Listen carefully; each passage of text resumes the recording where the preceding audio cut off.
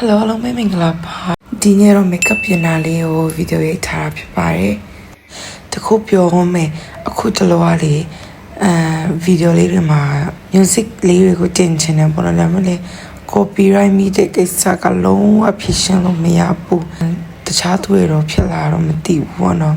ကိုကတော့ copyright နဲ့ပဲတော်လေးတော့ခါရောက်တယ်အဲ့ဒါကြောင့်ကိုအတန်းနဲ့ပဲလောက်ချစ်တယ်ပေါ့နော်skincare step တွေလည်းကုန်လင်းပြီးတော့ပြီးဆိုဒီကွာကြတော့ sun cream လင်းပြီးတော့ပြီးပေါ့နော် sun cream လင်းပြီးရင်တော့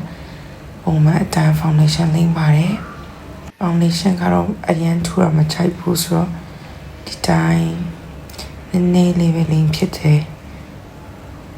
အဲ့ဒီ copyright ကိစ္စကြောင့်လေတော်တော်လေးအဆင်မပြေဘူးအဲ့ဒါကြောင့်ကိုအတန်းနဲ့ပဲလောက်ဖြစ်တယ်အဲ့ဒါကြောင့်ကိုအတန်းကိုတေခံပြီးတော့နားထောင်ပေးကြဖို့ပြောချင်တယ်ပေါ့နော်တိုင်းရင်သူဆိုစကားကတော့မပြေဘူးဒါပေမဲ့လည်းချစ်တဲ့စိတ်နဲ့နားထောင်ရင်တော့ချစ်ဖို့ကောင်းပါတယ်ဟုတ်တယ်မလားအခုဆိုရင်လေတချင်းဘာတွေသွားဆူမှန်းမသိဘူးအဲ့နဲ့ပဲအတန်ဝင်သွားတယ်ပေါ့နော်ကိုအတန်မူလအတန်ကိုကမကောင်းပါဘူးဆိုနေမှာအတန်ကလည်းခဏဝင်လိုက်ငယ်ချင်းတယောက်ကပြောရဲတလား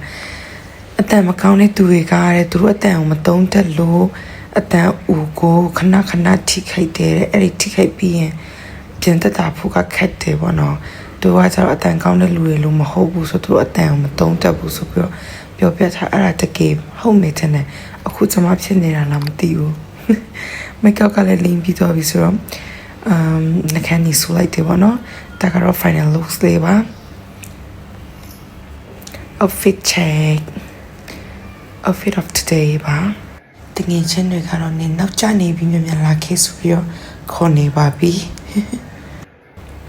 ဗီဒီယိုလေးကိုဆုံးကြည့်ကြည့်လို့ကျေးဇူးပါနောက်ဗီဒီယိုမှာပြန်ဆုံပါမယ် see you in the next video bye bye